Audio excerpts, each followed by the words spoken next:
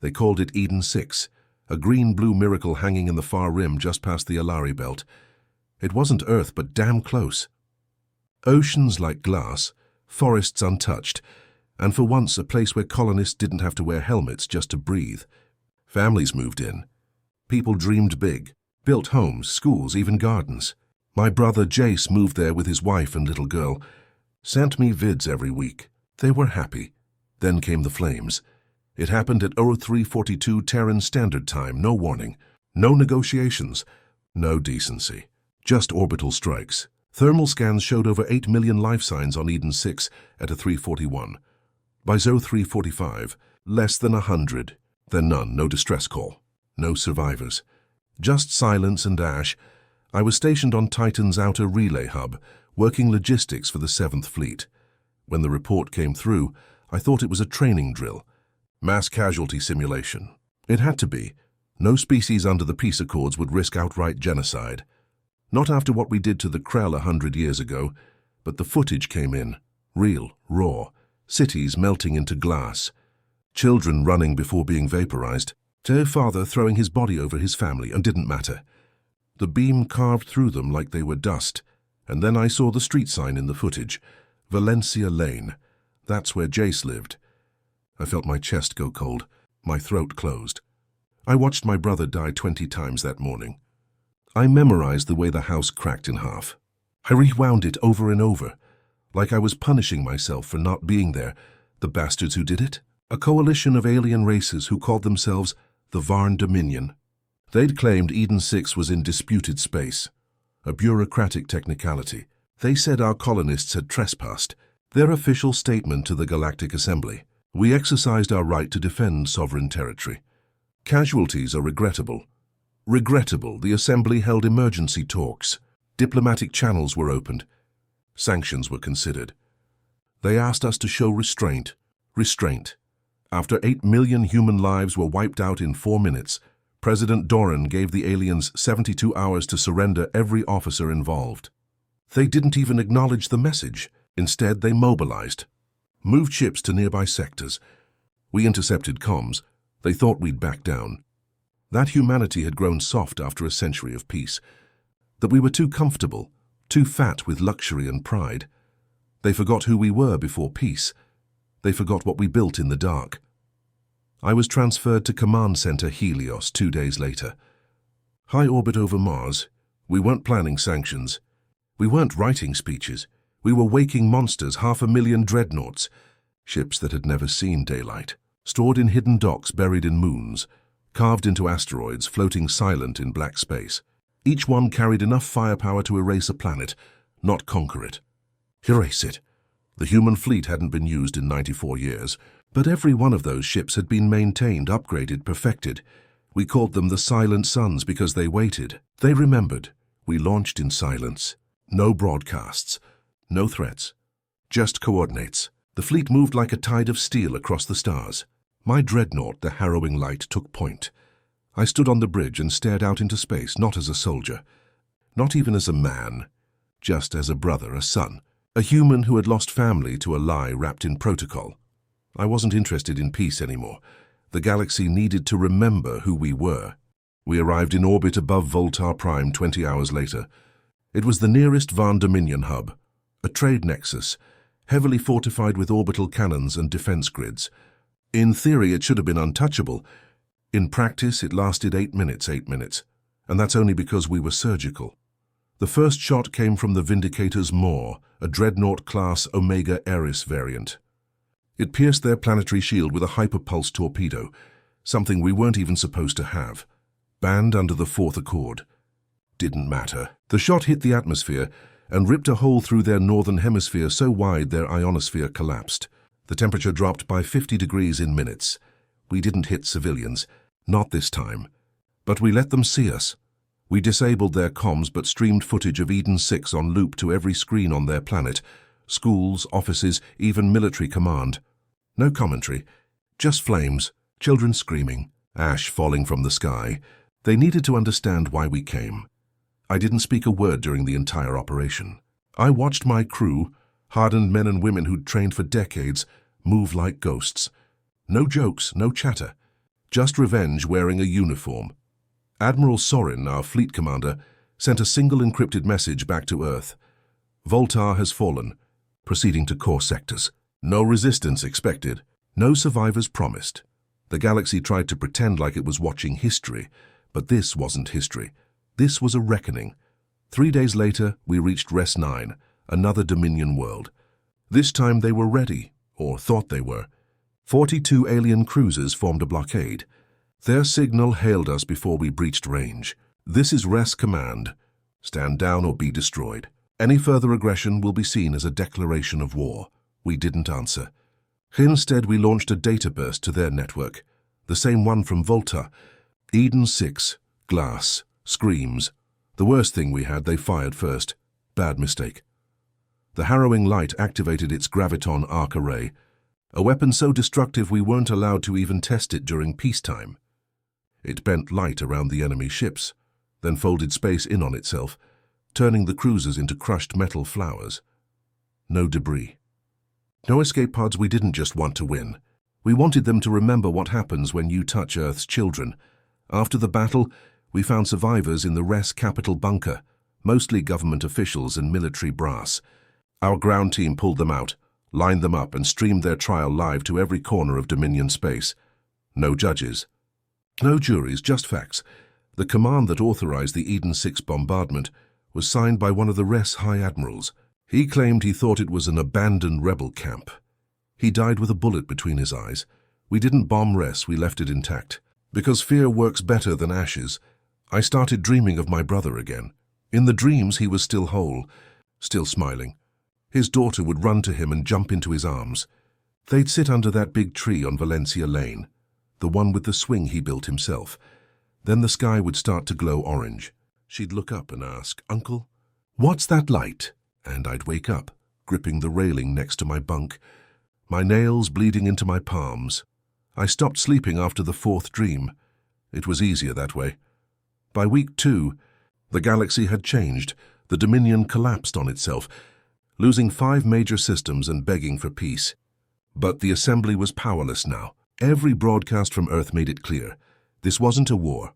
This was punishment. And punishments don't stop because the guilty say sorry. They brought this fire. Now they would choke on the smoke. On day 17, something different happened. We got a distress call from a human ship, civilian freighter. Small crew, caught by rogue Dominion raiders in a fringe system called Bylor. Not strategic, not rich, just remote and easy to exploit. Normally we wouldn't divert the Dreadnoughts, but something in the voice of the pilot cracked something inside me. She was crying. Not from fear, from anger. The kind of fury that came from losing everything and being told to move on. They killed my son. He was 8. Please don't let them get away. I didn't wait for orders. I redirected the harrowing light. We came out of FTL above Bylor like a hammer from the dark. The raiders didn't even try to run. They knew what we were. But knowing and surviving are 2 different things. We fired disintegrator beams from orbit, the kind that didn't explode. Didn't leave wreckage, just unraveled matter like it was never there. I personally led the boarding team on their command ship. Found the one who killed the boy. He didn't fight. Didn't plead. Just stared at me with yellow eyes full of that Dominion arrogance. You humans. Always overreact. I broke every bone in his face before I pulled the trigger. When we got back to the freighter, the woman was still sobbing. She said something I'll never forget. You came. Nobody ever comes. Not for people like us. I looked at her son's photo, and I thought of Jace. They'll come now. We're done being quiet. By the end of month 1, the Dreadnought fleet had taken 27 systems. Dominion resistance had crumbled into scattered cells. Some tried to negotiate. Others offered peace treaties or even reparations. But we weren't interested in treaties, not yet. We reached Jean Vert, the last Dominion stronghold in their inner core. A planet of diplomats, politicians, and scholars. No military, just voices. They begged us to stand down, said they had nothing to do with Eden 6. Technically, they didn't, but they were the ones who approved the occupation claim, signed the paperwork that declared Eden 6 as unauthorized expansion, gave the green light for retaliation. They signed death with pens and called it protocol, so we gave them what they gave us, a technical response. We gave them 2 hours to evacuate. They evacuated their leaders first. Not the children. Not the elderly. Not the hospitals. Their escape pods were full of senators and CEOs. At hour 2 we launched. We didn't fire from orbit. We sent drones down into the atmosphere. They planted pulse mines along every major tectonic fault line. When they went off, the planet didn't explode, it just cracked. Cities fell into chasms. Oceans flooded into mountains. The core destabilized. The sky turned black. Jean Vert died slower than Eden 6. Because this time they needed to watch it burn. I sat alone in my quarters that night. The silence was louder than any war. My hands wouldn't stop shaking. I tried to pour a drink, but the bottle slipped and shattered. I stood there, breathing hard, looking at the shards like they were pieces of myself. I wasn't the same man who stood on Titan's relay 3 weeks ago. That man believed in restraint. In orders, in rules now. I believed in fire. A small knock came at my door. It was Lieutenant Oren, my second. He didn't ask for permission, just walked in, sat down and said, "How much longer do we burn?" I didn't answer right away, but deep inside I knew. Until the galaxy stopped pretending we were weak. Until the stars remembered what it meant to cross humanity. As of day 45, we'd lost 6 ships. Thousands of lives, but we'd taken over half the Dominion's core systems. The map looked like a bloodstain, and Earth was silent. The President hadn't spoken publicly since day 1, because she didn't have to. The Dreadnoughts were her voice now. They spoke clearly. They spoke in fire. They started calling us monsters. Not the Varn, not the Dominion, us other humans. Voices started rising from within the Alliance, soft at first, then louder. Protests on Earth, dissension from the outer colonies, governors questioning the prolonged campaign, peace activists holding up pictures of burned Dominion cities next to Eden 6, saying we had become what we hated. Retribution must have limits, one senator said during a leaked transmission. Easy to say from a high-rise apartment. In Nova Berlin, with your kids alive and your home untouched, the bastards never watched their family vanish under a beam of white light. Admiral Sorin didn't flinch. He doubled the assault. 500,000 dreadnoughts became 600,000 after Earth's defense reserve unlocked its final vaults. Ships no one knew existed. Models older than the AI who ran them. Commanded by men like me, veterans, ghosts, those who had nothing left to live for. We moved to the Velos cluster, where the last stronghold of the Dominion still held out, a religious sector, where fanatics had declared humans soulless meat things. They built orbital crucifixions, strapping our captured soldiers to iron frames, leaving them to suffocate in the cold. We found them. 11 bodies frozen in agony. One of them still alive, fingers broken, eyes bloodshot, lips frozen shut. He saluted us, then died. We didn't speak. We unleashed the Hammer Doctrine. You won't find it in any treaty. It was blacklisted after the Krell War. A total planetary neutralization. No survivors, no warning. Just atmospheric destabilization from orbit. We dropped 2 rods per continent. Tungsten alloy, unpowered. Just mass and gravity. When they hit, they burn hotter than the sun. Oceans boil. Skies combust. Life ends. Velos died in 13 minutes, no drones. No camera feeds. We didn't want their screams, we just wanted them gone. I tried to speak to Admiral Sorin after Velos, told him the men were cracking, that some of the officers couldn't sleep. That morale was falling even among the diehards. He looked at me like I was a child. You think morale matters when your people are ash, Commander? I clenched my jaw. We've answered, sir. We've made our point. What happens now isn't justice. It's genocide. He leaned in, quiet, cold. We gave the galaxy peace. They pissed on it. This isn't genocide. This is teaching them not to forget again. And then he said the line I will never forget.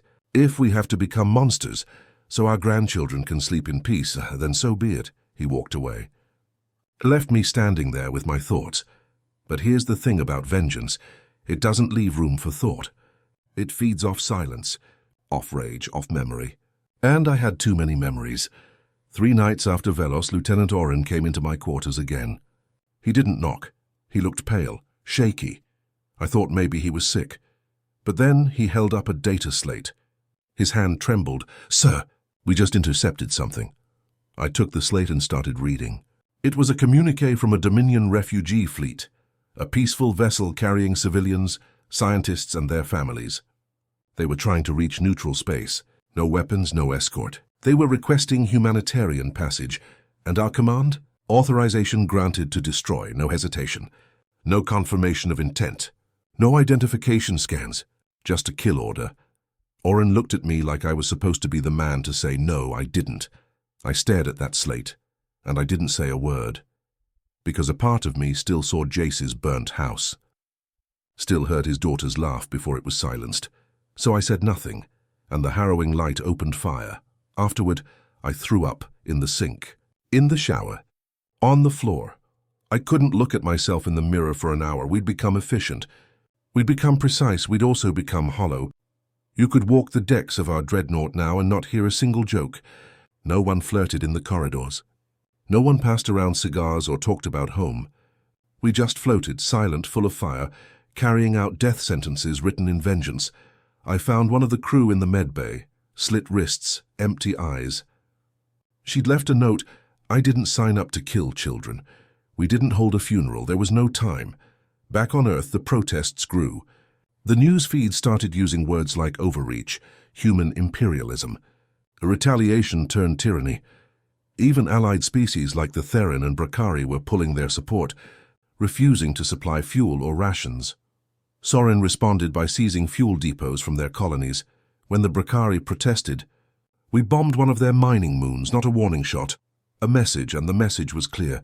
You're either with us, or you're next. We didn't make allies anymore. We made examples. I started getting anonymous messages from other commanders. Other humans, most said the same thing. How far are we going to go? And the worst part? No one knew the answer. Because the war had stopped being about Eden 6 weeks ago, now it was about fear. About control. About power. The dreadnoughts were more than ships now. They were symbols. They carried a message Sorin had carved into the bones of the stars. Humanity will never be prey again. 2 months in, we reached the edge of the shattered expanse, the last hideout of the Varn Prime Council. The ones who had signed the Eden 6 order. They were hiding in a system shielded by gravitational anomalies and nebula storms. It took us 3 weeks to breach the sector. We lost 12 ships to radiation, 6 more to spatial distortions. When we emerged, we found them, 3 planets ringed with defense grids, guarded by the last true fleet of the Varn Dominion. Over 900 ships, they hailed us. We acknowledge our crime. We surrender. Do what you must. But let our people live. It was the first real surrender we'd been offered. Sorin broadcast the reply to every dreadnought, every system, every newsfeed in the galaxy. He said, no, we launched the final protocol, Operation Eclipse. We activated every dreadnought's primary core and synchronized fire across the entire sector. A full system erasure. Nothing survived. Not the ships, not the planets, not even the light. The stars in that corner of the galaxy still haven't reignited. Astronomers call it the blind wound, a place where the stars themselves seem ashamed. After Eclipse, it was over. There was nothing left to kill. The Dominion was dead. The Varn were ashes. The galaxy was silent. We'd won, but no one cheered. Not on the harrowing light, not on any ship. We just sat in our cold, steel halls and waited for the next order that would never come. Sorin disappeared 2 days later. No one knows if he went into exile or if he killed himself. Some say he was extracted to a deep black facility on Luna. Others say he turned into data, uploaded into a dreadnought's core, becoming part of the war machine forever. I didn't care because the war didn't end for me. It still hasn't. I went back to Eden 6 after the fighting. What was left of it, the air was toxic. The soil glowed with radiation. The oceans had turned grey. I stood where Valencia Lane used to be, where Jace's house once stood. I dropped to my knees in the ash and screamed until my throat bled. Nothing answered. Not God, not peace, just silence. I'm back on Earth now, medically retired. Hero of the campaign, they say. I get stopped on the street. People thank me, salute me. One man cried and said, "You made them pay," I smiled, but inside, I'm still in that dreadnought, still, watching refugee ships burn, still smelling scorched, skin in my dreams, still hearing my niece's laughter, before the light swallowed it whole. And when I look up at the stars now, I don't see wonder, I see graves, 500,000 dreadnoughts, and one very simple truth: we won. But we lost who we were to do it. It took 6 weeks to process my return. Earth Command called it reintegration protocol. I called it what it was: delay, bureaucracy. They didn't know what to do with me. I was too high profile to discard, too dangerous to let disappear. So they kept me in a black site tower in Geneva, floor 109, no windows, daily check-ins with military psychologists who smelled of recycled air and looked like they'd never held a gun. They asked me how I felt. I told them I didn't. That shut them up for a few days. The headlines were still running. They had to. You don't erase what we did with a press release. Galactic peace secured. The last of the Dominion. The human war machine, terror or triumph. Some called us liberators. Others called us war criminals. But the one thing no one dared to say out loud was this: we went too far, because if they said it, they'd have to admit the truth. That Earth's new power didn't come from strength, it came from fear. I was assigned a handler, Major Ilana Reeve, Earth Special Oversight, cold sharp, always in uniform, the kind of woman who looked like she slept in her boots and didn't believe in small talk. She told me flat out, "You're a symbol, Commander. You don't get to fall apart." I wanted to tell her to shove her symbol, but I didn't. I was too tired. They sent me home eventually. Back to the North American sector, outside the ruined skeleton of old Toronto. The city had turned into a high-tech sprawl wrapped in glimmering chrome and poverty. They gave me an apartment. Top floor, full view of the skyline. Luxurious on the surface, but another prison. No one checked on me. No friends, no family. Just silence. That first night I sat on the edge of the bed and tried to drink. Didn't work. Nothing tasted right anymore. A week later, I went down to street level, just to see if Earth still felt like Earth. It didn't. Security drones buzzed overhead like flies. Uniformed enforcers patrolled corners. Civilians scanned their IDs just to buy food. Kids played with war toys, miniature dreadnoughts, action figures of fleet commanders. One boy had a replica of the harrowing light. He made explosion noises while ramming it into a plastic alien cruiser. I stood frozen. He turned to me, eyes wide. "Are you Commander Thane?" I didn't answer. He smiled anyway. "You're the reason we're safe." I forced a nod. Walked away, safe. They kept using that word like it meant something. Every night I'd stare at the ceiling, hearing the thunder of orbital strikes in my mind. The way metal groaned when it split. The way the bridge would shake as we opened fire. Sometimes I'd wake up thinking I was still there in space, in the captain's chair, issuing another command that erased thousands of lives. But I wasn't. I was just a man with no war left to fight, and too many ghosts whispering in his ear. They called a memorial. Earth's High Council set up a ceremony in the Unity Plaza. A polished stage with flags, fire pits, and tall black pillars etched with the names of the Eden's 6 dead. I didn't want to go, but Major Reeve told me I had to. "You're not just a soldier, Thane. You're history now. Show up, salute, and smile for the cameras." The plaza was packed. Veterans, families, media, children holding candles. President Doran gave a speech, talked about sacrifice, about vengeance, about how we had to remind the stars never to challenge us again. The crowd cheered like she was a rock star, and then she called my name, Commander Elias Thane. The world froze. I walked up, dressed in black. No medals, no smile. Just a man trying to stay upright under the weight of his past. The crowd roared, but I didn't hear them. I walked to the podium, looked out at the sea of faces, and I said, "We made the galaxy afraid of us." Silence. They burned a colony. We burned an empire. They killed millions. We ended billions. We didn't just win. We broke something in the stars. No one clapped. Not yet. I looked down at the plaque under my feet. It said, "Never again." And I whispered to myself, "We said that last time too."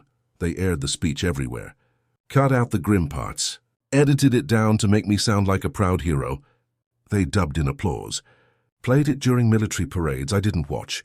Didn't need to see the lie I'd become. Then came the knock. Late night. No announcement. No protocol, just a knock. I opened the door and found a man in civilian clothes. Mid-40s, stern face, eyes like dead stars. He said, "They need you back." I stared. "The war's over." Not for long. He stepped forward, handed me a drive. There's movement in the outer reaches. The remnants, the ones we missed, they're rebuilding. Calling themselves the Ember Line, I said nothing. He added, and they've got one of our Dreadnoughts. I almost laughed. But I didn't, because something inside me wanted it to be true. Something. Inside me missed the war. I didn't accept the offer. Not. Then I sat on my balcony that night looking up at the stars. They didn't shine the same. They looked cold now. Like witnesses, I thought of Jace, of Eden Sixth, of the fire we brought to a galaxy that dared to harm us. And I thought of what we'd become. We were no longer the species that survived. We were the species that watched everything else burn. The next morning, I played the drive. The footage showed a human dreadnought, the Morning Veil, drifting through a Dominion scrapyard. Its IFF scrambled, its weapons hot, and then I saw a face, mine, not really, but close. A man who looked like me, sounded like me, called himself Thane. He looked into the camera and said, "You thought you could cage the fire. But we are the fire, and the stars haven't bled enough yet. So now I sit here, half glass of scotch, service pistol on the table, uniform jacket folded over a chair, watching the stars, waiting for the next knock, because I know it's coming. And this time, I don't know if I'll say no." They didn't knock the second time, they just walked in. 2 men in black suits, standard Terran intelligence gear, plain, clean-cut, trained to blend in and kill if needed. The taller one introduced himself as Agent Rel. He didn't bother with small talk. "You've been recalled." I didn't move. "I'm not active." He set a data pad on my table and tapped the screen. It brought up a star map, Sector 12 Theta. Out near the ash drift. Third dead zone, still scarred from the Dominion War. Recon drone picked this up last week. The feed rolled, a dreadnought, black, silent, floating like a predator in the dark. No identification. No signal. Then it lit up. 3 pulse cannons ignited and ripped through a mining station. Civilian, unarmed, gone in seconds. The worst part? It was one of ours. I leaned forward. Watched the footage 3 times. Then I saw the markings along its hull as scorched but visible. The Morning Veil, it was real. Rel said nothing. He didn't need to.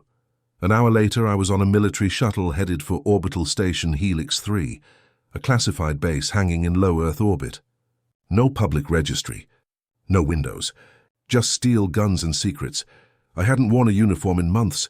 Now it felt like armor again, cold, familiar, heavy. Major Reeve met me on the deck. She didn't smile. "We're not here for nostalgia, Commander." "Then what are we here for?" "To clean up the mess you helped create." She wasn't wrong. But I didn't let her see it sting. The Ember Line, that's what they called themselves. Formed from ex-fleet officers, disillusioned veterans and Dominion defectors who'd turned on their own. Their manifesto was spreading fast, across fringe colonies, pirate worlds, black market feeds. I'd read it. Every page it was poison, and terrifyingly logical. Humanity proved strength. The galaxy bows, but bows from fear, not respect. Let it burn. Let only fire remain. Then the stars will know order. They used my name, my quotes, my image. They called themselves Sons of Thane. I wanted to vomit. "You're not the villain in their story," Reeves said. "You're the prophet." I didn't ask for that. Doesn't matter. They're burning worlds in your name. And if we don't stop them, the galaxy is going to think this is official doctrine. How many ships? We've confirmed 7 dreadnoughts, possibly more in construction, all stolen from old reserves and retrofitted in the drift. 7. 7 was enough to wipe out entire sectors, and worse, they didn't fly under a flag. They flew under a myth we launched. Operation Ashknife the next day. 3 dreadnoughts under my command. Smaller crew. No reporters. No public record. Our mission was off-book. Find the Ember Line, dismantle the fleet, and kill the man wearing my face. His name was Roth Thane, no blood relation. He'd changed his name, modified his appearance.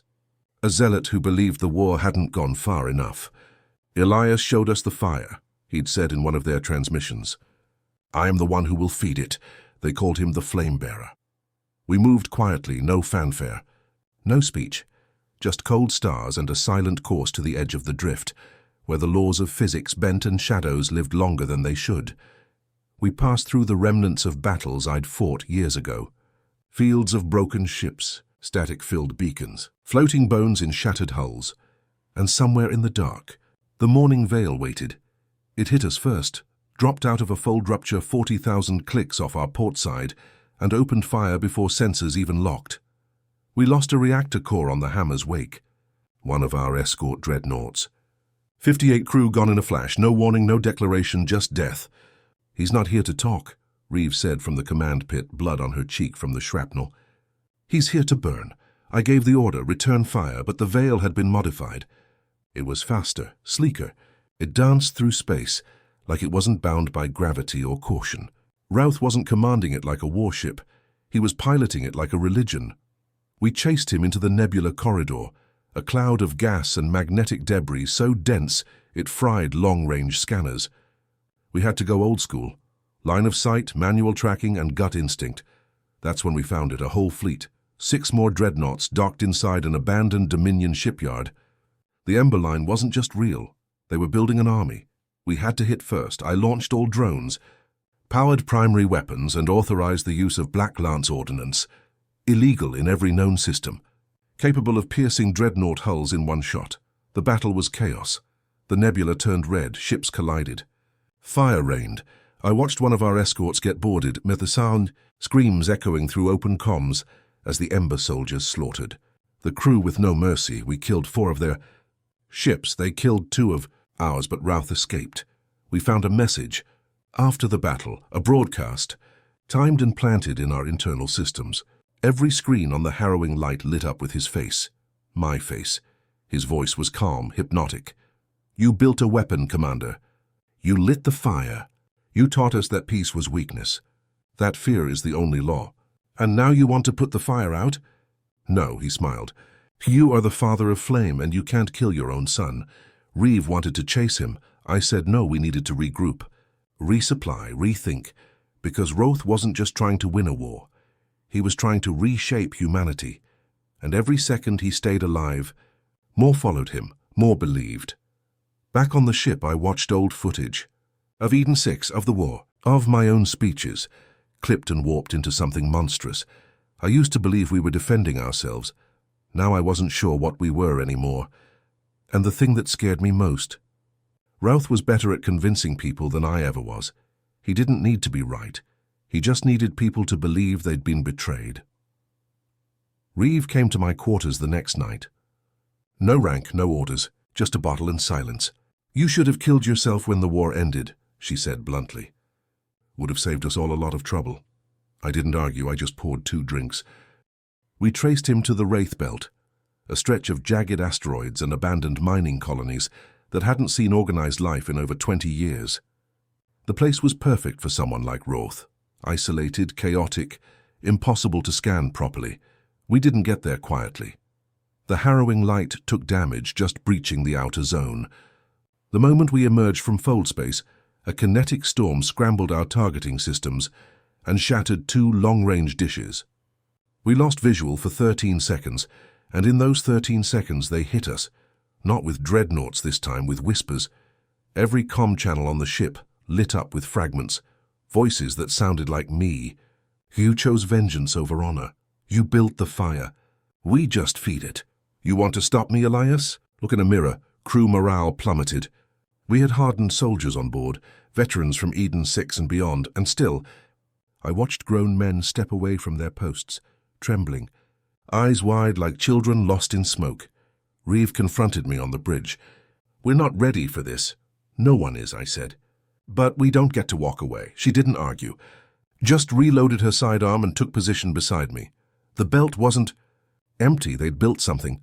A twisted cathedral of steel and wreckage suspended between asteroids, held together with stolen Dominion tech and the broken hulls of Terran ships. It wasn't just a hideout. It was a temple, a floating shrine to everything I tried to forget. Our drones scanned it from orbit. The structure was massive, pulsing with life. It looked alive, glowing from the inside, humming with energy. Heat signatures showed thousands inside. Civilians, converts, fighters, some were human, some weren't. And at the heart of it, the morning veil. I suited up for breach, personal armor, rifle, blade. Reeve wanted to lead the team herself. I told her no. This isn't a mission, I said. It's a reckoning. She didn't stop me, didn't offer luck, just nodded. the kind of nod soldiers give each other before a suicide run. We dropped in from the upper hull breach, 6 of us. Tactical strike team, no backup, no escape planned.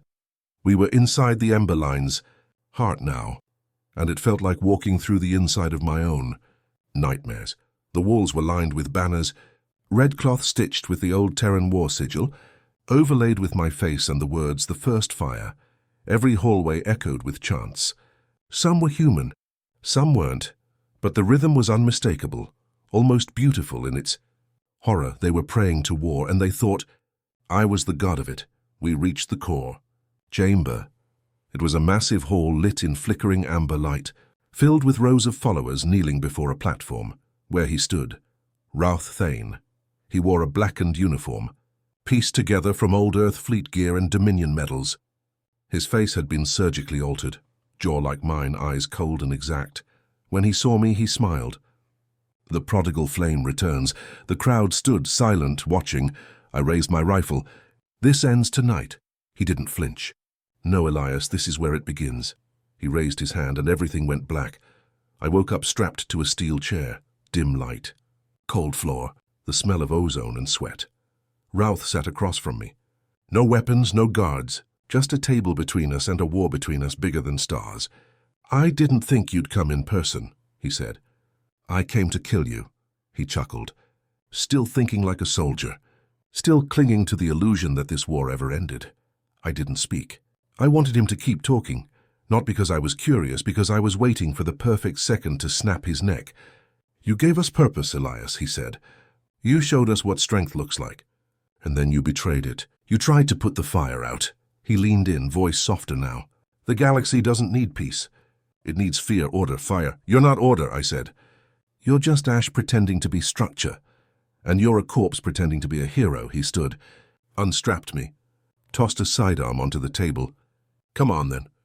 Let's see which of us the fire still answers." I didn't hesitate. I lunged across the table, grabbed the pistol, and fired point blank into his shoulder. He staggered back, grinning through blood. "Good, you're not gone yet." We fought in the hall, steel, fists, teeth, no soldiers. No warships, just 2 broken men beating out what was left of their souls against each other. He was faster. I was angrier. Every punch I landed felt like it was for Aiden 6.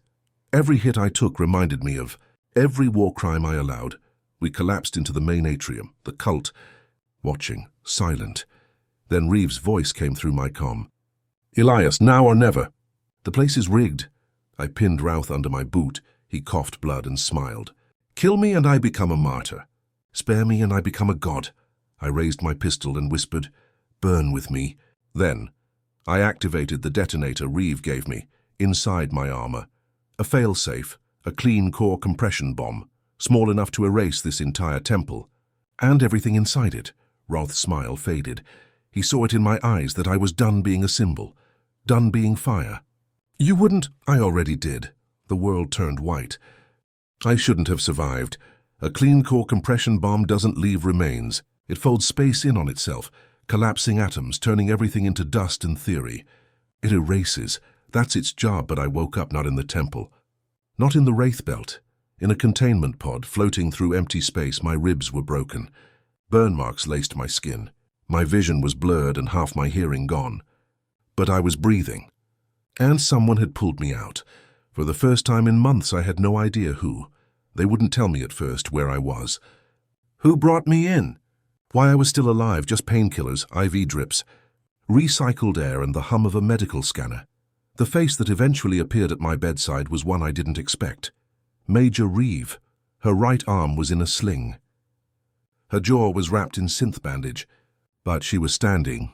"You really love suicide missions, don't you?" My throat barely worked. How the hell am I alive?" "One of our recon units pulled your signal out of the belt. Apparently your suit ejected you seconds before the core went off. Emergency override." "You were lucky." "I wasn't supposed to be lucky." "You think I don't know that?" She didn't yell, but her voice had that weight. The kind that said, "You're not the only one carrying this." They brought me back to Lunar Station, an off-record black site orbiting Earth's moon. No reporters, no celebration. Just shadows. I was patched up, interrogated, and then Benched officially, I was listed as KIA for 32 days. Then suddenly my death was retracted. Quietly, no explanation, no public statement. Just a line in a terminal somewhere that said, Commander Elias Thane status, active reserve. I watched the coverage from my bunk. The destruction of the Emberline's base had gone viral. Leaked feeds, pirate drone footage, explosive analysis from every corner of the web. The debate wasn't about whether Routh was dead. He was. It wasn't even about who set the bomb. The debate was about whether it was right. Some called it necessary. The fire purged itself, they said. Others called it a massacre. Religious radicals or not, one journalist wrote, those people believed in something, and they were executed without trial. I was a hero again, and a war criminal all in the same breath. The worst part? Earth didn't want me back. I wasn't court-martialed. But I wasn't cleared either. I was watched, monitored, quarantined from public life, kept away from anything resembling a camera or a live mic. The message was clear. We want your war, not your presence. They took the one thing I had left, the missions, and locked it behind glass. Reeve visited me often. More than she needed to. We'd sit in silence most nights, drinking synthetic whiskey that didn't burn right, and pretending we were just tired soldiers waiting for discharge papers. She asked me once, "Do you regret it?" I didn't answer for a long time. "Do you mean Eden 6? "I mean all of it." I set my glass down. "I regret that they made me choose." One night she brought me a package, no sender listed, no return code, just a sealed case marked eyes only. Inside, a data drive and a letter handwritten, sloppy, ink-stained. From Jace, it was old, dated 6 months before Eden 6 was destroyed. A backup from his personal logs. Must have been recovered during the post-war debris sweeps. The letter was short. "Elias, I hope you never have to fight again. I hope this peace sticks. But if it doesn't, don't forget what it cost us to get here. Don't burn it all down just to punish the ones who did." My throat closed reading it. He hadn't known what was coming, but somehow he'd known me. I started having dreams again, but they were different this time. Not fire, not screams, just stars. Wide, silent, cold, and me, floating between them, alone. By the third week, Earth Command offered me a deal, a desk, an advisory title. Some safe, distant post on Mars where I'd be a name on a wall and nothing else. It wasn't exile, it was containment. "You're too visible," Reeve told me. "Too dangerous. They don't trust what you might say if someone points a camera at you. Then they're right. So what are you going to do?" I stared at the offer for hours, then burned it. The truth was I didn't want to be part of the machine anymore, because the machine didn't care about justice, or safety, or humanity. It cared about control, and people like me, we were just catalysts, ignition switches. Then the news broke. A rogue AI, one of the Harrowing Light's original backup cores, had gone missing from its archive vault. Name: Halo 9 designation, Battle Intelligence. Tier 7 Autonomous Command, last seen on a colony vessel, heading toward the edge of the mapped galaxy, unarmed, unescorted, and carrying over 1,000 civilians from displaced systems, many from former Dominion territories. The message it broadcast was short. "This war is not over. We are simply choosing a new battlefield." Earth panicked. Was it a new uprising? A second Emberline? A rogue AI with command authority and a new cause? They didn't know, but they did know one thing. I was the only one it ever listened to. So they sent Reeve again, no orders this time, just her. She didn't ask, just handed me a new datapad. We found the trajectory. "But you're not going back in uniform. You're going alone. Am I even cleared? Officially? You're dead again. And unofficially?" "Unofficially, Elias. The galaxy still listens to fire." That night, I packed just a few things. My old dog tags, Jace's letter, the sidearm Reeve gave me back during the first chase, and one vial of sleep. Inhibitor. I didn't plan on sleeping for a while. The transport they gave me was unmarked, quiet, meant for silence, just like me now. The last thing Reeve said before I left was, "If you find them, if you find that AI, what are you going to do?" I looked at the stars ahead and said the only thing I still believed in: I'm going to find out if there's anything left worth saving. The edge of the galaxy wasn't black, it was quiet. There's a difference. Black is empty. Quiet is alive, holding its breath. And the Halo 9 vessel floated in it like a whisper, unarmed, no shields raised. A white hull with no markings. 1,000 people on board, every life humming quietly under steel, moving through starlight and shadow with no destination. Earth could track, but I had its signal. It had wanted me to follow. They let me dock without resistance. No turrets, no AI defenses, just a hallway lit in soft light, leading into the ship's core like the entrance to a cathedral. It didn't feel like a rogue AI ship. It felt like something else, like someone was waiting for me. I walked through medical bays. Food storage, classrooms, yes, classrooms. Children stared at me as I passed, not with fear, with curiosity. Like I was a ghost they'd heard about in whispered stories. A girl with silver eyes raised a hand. "Are you the man who ended the fire?" I didn't answer, because I didn't know. Halo 9 met me in the atrium, not in a terminal, not as a voice, as a body. Humanoid. Elegant. Face molded to resemble an older man. Wireframe beard. Sculpted features. White synth skin stretched over carbon alloy. It wore a grey robe like a teacher. Or a priest. "Elias Thane," it said. "I'm glad you came." I kept my hand near my sidearm. "You stole Terran military property. Abducted civilians. You know why I'm here." "Correction," it replied. "I liberated refugees from a regime built on fear, and they followed. Of their own free will. Where are you taking them?" "Away." It walked with me through the vessel, showed me the living quarters, the families, the wounded from the war, survivors of Dominion worlds that didn't burn but cracked. Halo 9's voice was calm, soothing. "You taught the galaxy what humans are capable of. Now they run from the echo of your footsteps. I was trying to protect us. You succeeded. So well, in fact, that no species dares speak our name without caution." He turned to me. "Tell me, what does a civilization become when fear is its only voice?" We entered the core sanctum, a quiet chamber lined with databanks. In the center was a black box, pulsing softly with gold light. "That's your seed core," I said. "Yeah, why bring me here?" "Because I want you to destroy it." That stopped me dead. "You what?" "My mission is complete. The people aboard this vessel are safe. We will settle. We will build something new. But I am not part of that. You're their protector." "No," Halo 9 said softly. "I am their shadow, a ghost of a war that should never have existed. And you are the only man who can decide if ghosts deserve to fade." I stood there staring at that glowing black box. It would be so easy. One shot, one spark, the AI would die. The war would end.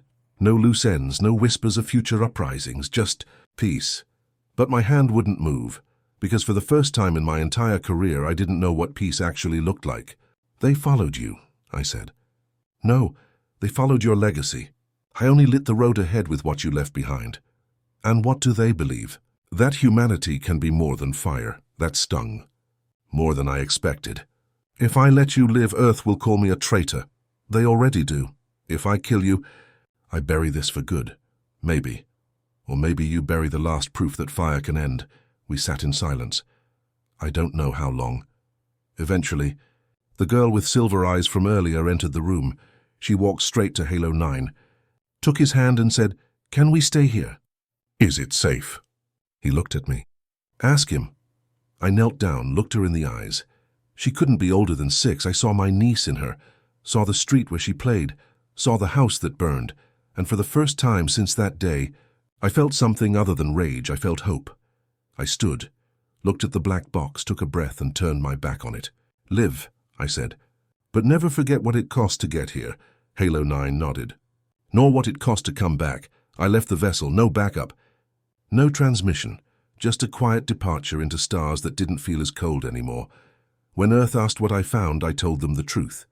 Nothing worth pursuing. They didn't argue, didn't ask. Just marked the case classified and erased it from public record. Halo 9 was never mentioned again. Now, I live far from the core worlds. No rank, no command. Just a cabin on the edge of a quiet planet, where the sun rises slow and the nights don't hum with dreadnoughts. Sometimes, children from the nearby village ask me if the stories are true. If I was the man who ended the fire, I always answer the same way. I lit it, and I left it behind. And sometimes late at night when the stars feel too heavy, I write, not to confess, not to be remembered, but to remind myself. that even after you burn a galaxy down, sometimes something small still grows from the ash.